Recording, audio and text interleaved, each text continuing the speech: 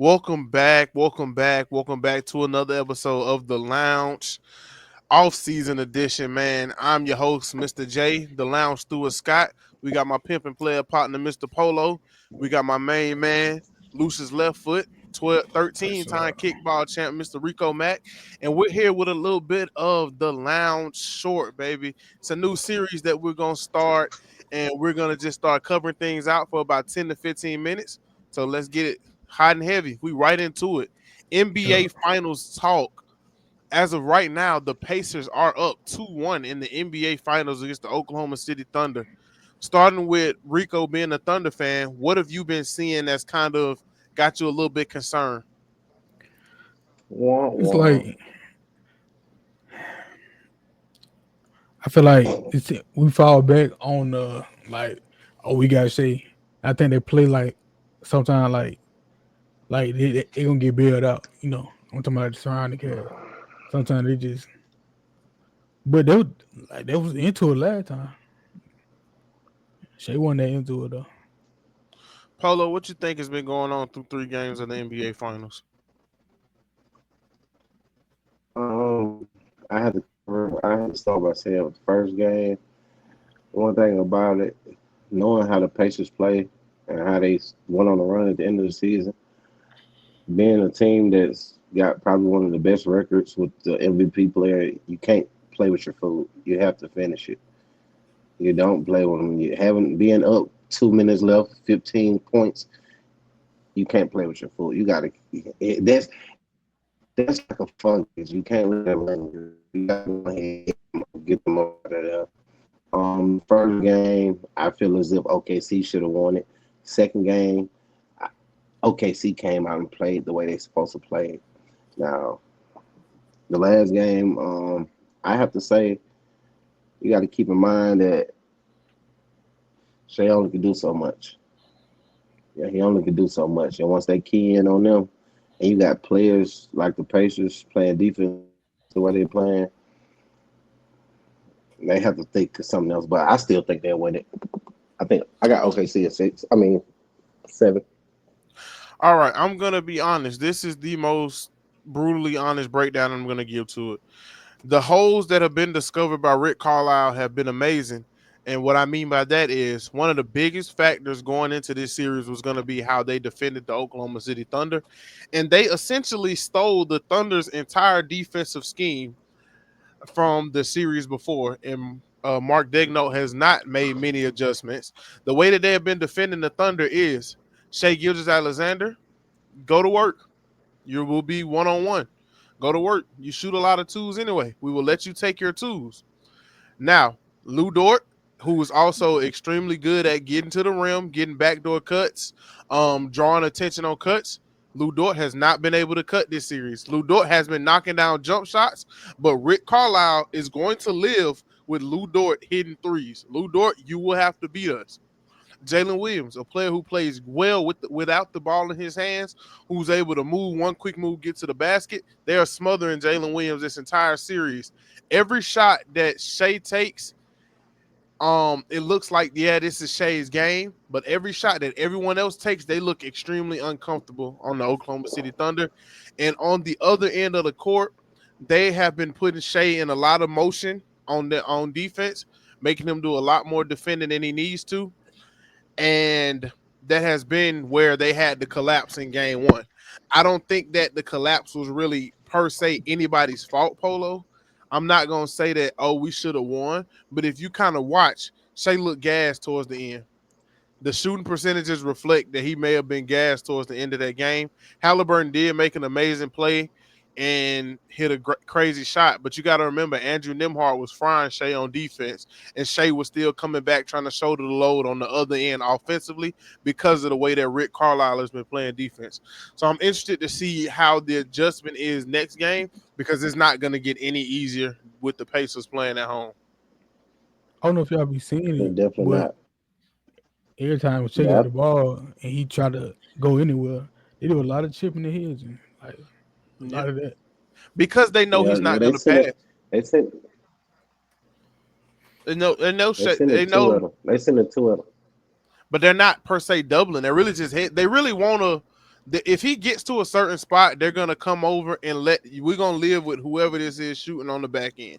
Essentially, it's looking like, and I'm not trying to blame Shea because he is the best player and he's supposed to get the ball in these situations, but sometimes y'all it's looking like Shea is out there trying to play ISO ball to keep the game alive, and it's just not been working out for him.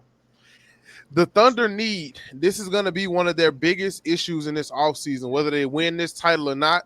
You have to get a true point guard in the mix. This running the ball through Shea, it was good getting to this point.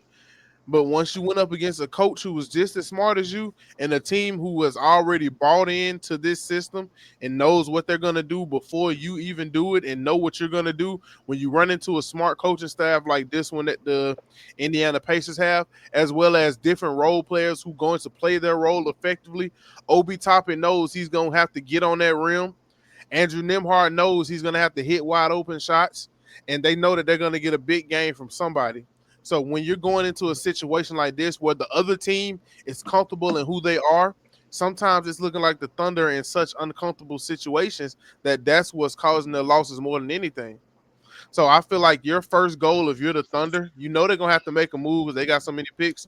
You got to get a real point guard in the door, because you could imagine how much better this team would look if they had a pure point, if they had a Chris Paul, if they had a winning guy, a Tyus Jones towards the end of the deadline, a pure point guard. So it's just so many different directions that they could have went in, because when Shea has the ball, everybody else is cha-cha sliding. Yeah, That's it. pretty much. I'm gonna be honest with you. I'm gonna be honest with you, Go ahead, be honest, man. and I don't know how y'all gonna look at it. I don't know how y'all gonna look at it, but after last game, seeing how many turnovers OKC been had when they usually the people that's forcing the turnovers, it's crazy to me. You know what I'm saying? That's been a team that OKC they really live off fast break points mostly. You know what I'm saying? Like straight up, they attack the ball, fast break before you know it, they up 10 and all that, and they usually Like, you put can use put people somebody's away. tactics on But I feel like they're gonna have to play through Chet. They got to get more pick and roll in, and if they get more pick and roll in, I I think they can win it. Like really pull off incredibly. Like that game two, they did a lot of pick and roll in Chet. Even though SGA still handled his business, the pick and roll is what's gonna get them going. That's gonna be hard to do because who you gonna run the pick and roll with? And I asked that because okay, the thing is, if we run the pick and roll with, I'm not talking about Shea, but if we run the pick and roll with Shea, all we're gonna do is stay low because he's not chucking up. He's not Steph Curry. Shea took 3 threes last game and only hit one of them, so we don't have to play extremely high. He's a mid. Shea plays a very beautiful brand of basketball, some minus the foul baiting at times, to where he's very comfortable in the mid range and he can get to the rim when he needs to. I think he shoots one of the highest percentages at the rim in the league right now. But I'm gonna be honest with that Yeah, whole thing with Shea. Why we running pick and roll with Shea when we know what he's gonna do? Chet shot 0 pick for and roll, pick 6 and last pop. game. So you can't run pick. You can't. Chet can't shoot right now. I mean, yeah, he's not gonna be like that all the time though. I mean, I understand, Chet. but Cheddar have a game where he brick everything I and then feel hit like I everything feel in the like game. it's what do based y'all off think Chet. Chet If Chet come out and handle his business, OKC is a way better team. Chet has been doing what he could, but just out of curiosity, what do y'all think Chet has been shooting from three this series? It's not high. Chet Very is low percentage. Chet is shooting 10% from three this series. He's 1 for 10 from three this series. Pick and roll and pick and pop not gonna work. You need to they need to find somebody who can they're gonna have to adjust their play style. Like you said, Polo, they used to running it up and running through teams. This is the the Pacers are a team that's gonna run with you. I know the lag True. ain't hurt it. I know it did. They're gonna run with you. But one thing about it, you ever seen? Well, I ain't gonna say that, but It's all about how you respond. But Polo, you breaking up? you get them out when they lost, my Say back. it again. Yeah, say it again. When you when you get hit in the mouth, it's all about how you respond. You know what I'm saying? You win some, you lose some, but you gotta win for. That's all I'm gonna say. Like after the first game, the way they came back, second game showed, hey, we are the better team. Now the third game is kind of questionable, man. But you got to steal one on the road. You got to steal one in Indiana, and it's gonna be hard. I agree. To be honest, right now they may not be the better team right now. I hate to say that the better team. It's the It's playoffs. yeah, it's easy to win 3 to 4 games in a season series that's spread out.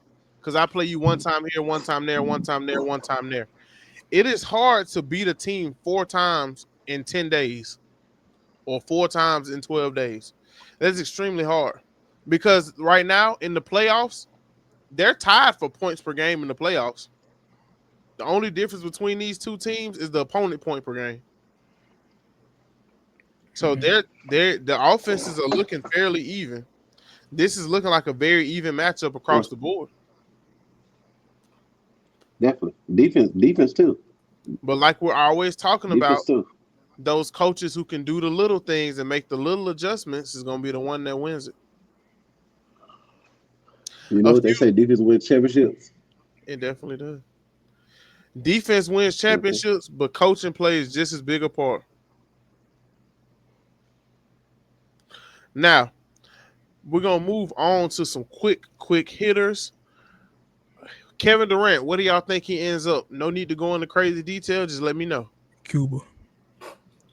Wow. China League. All right, let's be serious. Zeta free. He could be all he could be over there. He Uh, said for real.